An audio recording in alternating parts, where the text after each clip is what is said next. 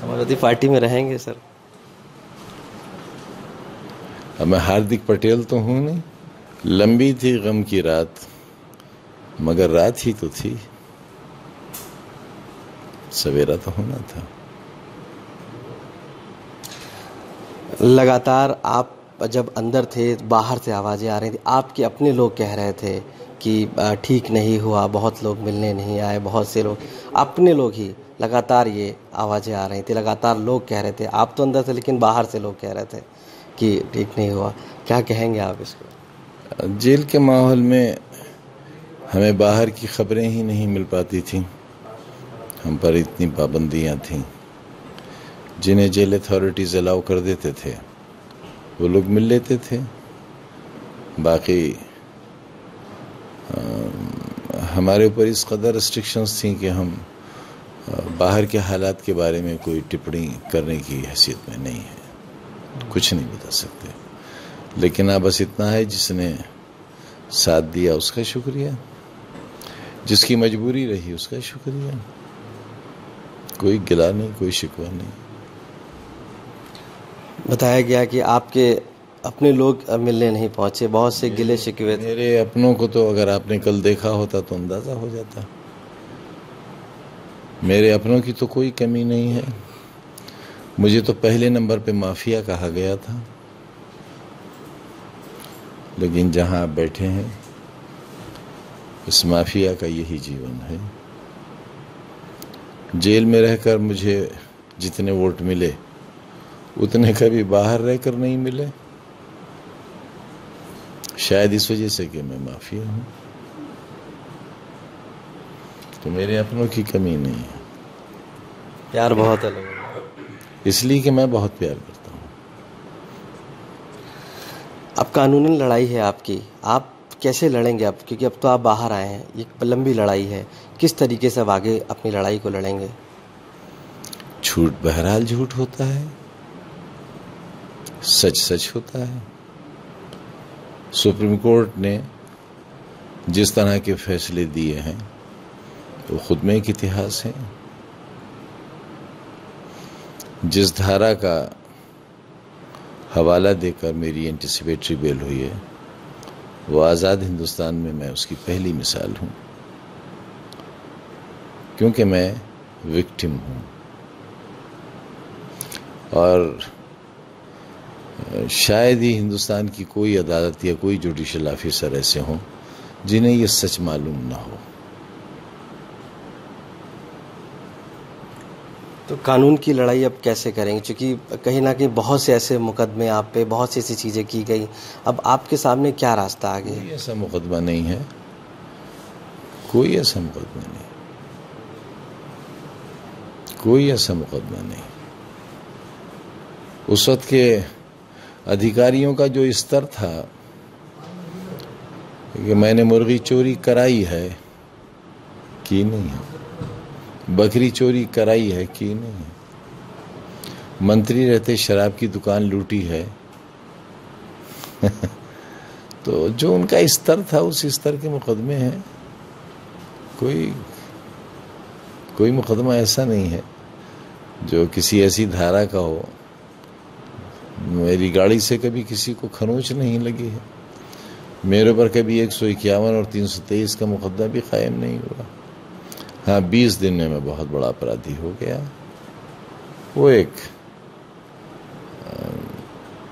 एक set programme था, मैं इलेक्शन का एजेंडा था, मुझे कोई शिकायत नहीं है।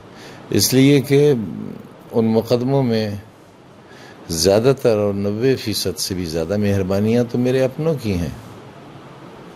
इस घर को तो घर के चिराग से आग लगी है।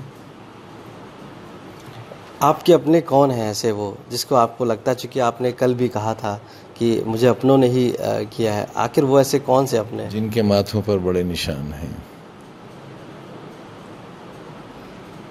आपसे मिलने जेल में शिवपाल जी पहुंचते हैं, आप उनसे बातचीत करते हैं, और शिवपाल जी कहीं ना कहीं जो समाजवादी पार्टी में थे उनको नहीं बुलाया गया मीटिंग्स में, वो अलग हो गए, अपना आप संगठन मजबूत कर रहे हैं। एक नाम आता है अखिलेश यादव का, जो समाजवादी पार्टी के राष्ट्रीय अध्यक्ष हैं, वो लगातार आपसे शिकवा रहा और लगातार वो कभी मिलने नहीं पहुँचे आपसे।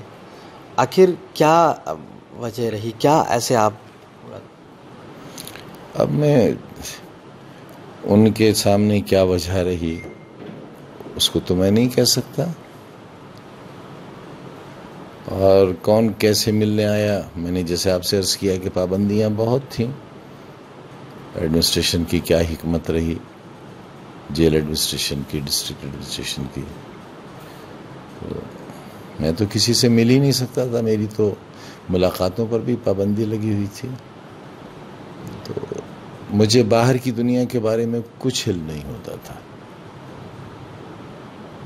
बहुत छोटी सी कब्र में रहता था,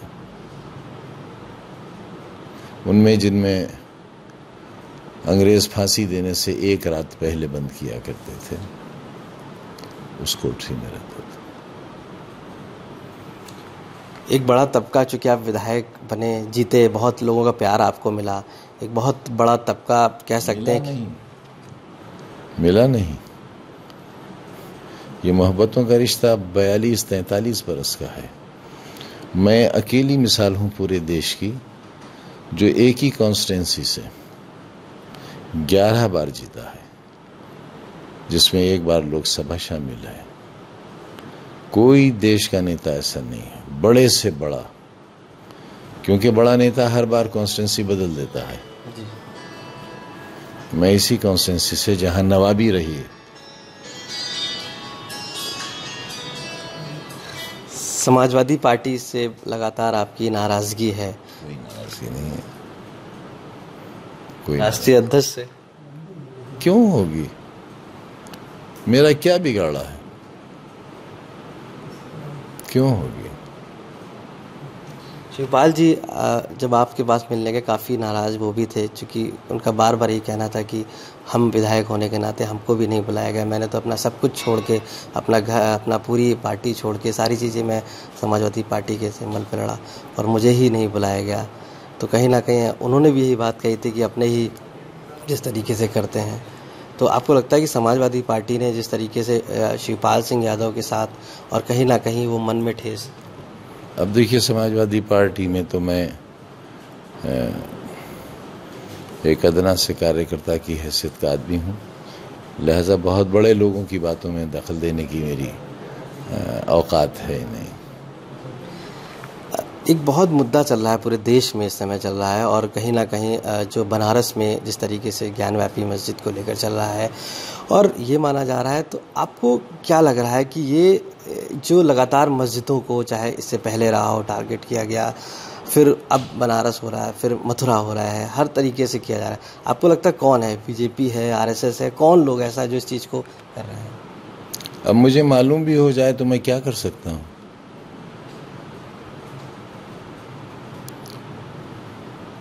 जो चल रहा है वो आप भी देख रहे हैं, हम भी देख रहे हैं।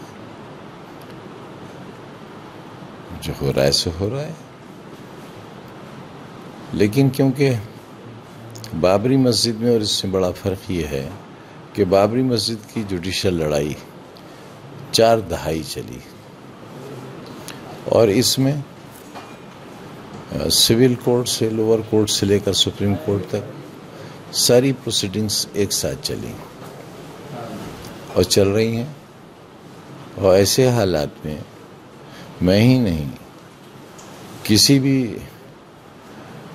ऐसे शख्स को जो अपने आप को पढ़ा लिखा कहता हो, मेरे ख्याल से जुडिशियल सिस्टम के खिलाफ अभी कुछ नहीं कहना चाहिए, और अभी नहीं, कभी नहीं कहना चाहिए। तो हम उसका इंतज़ार करें, और सर जैसे बाबरी मस्जिद के लिए कहा था कि भाई जो भी फैसला आएगा उसे कबूल करेंगे। तो माहौल अच्छा रहना चाहिए। अब आपकी आगे की दिशा क्या होगी? क्योंकि बहुत आपके प्यार करने वाले लोग भी सोचते हैं, पूछते हैं और जानना चाहते हैं समाजवादी पार्टी में आप रहेंगे कि नहीं रहेंगे, क्या आप करेंगे? शिवपाल जी भी आपसे लगातार मिल रहे हैं, बहुत लोग आपसे जानना चाहते हैं, क्योंकि बड़ा प्यार करते हैं लोग। अभी तो मैं अपनी दशा ठीक कर लूं, फिर दिशा के बारे में सोच लूंगा। समाजवादी पार्टी में रहेंगे सर? अब मैं हार्दिक पटेल तो हूं नहीं।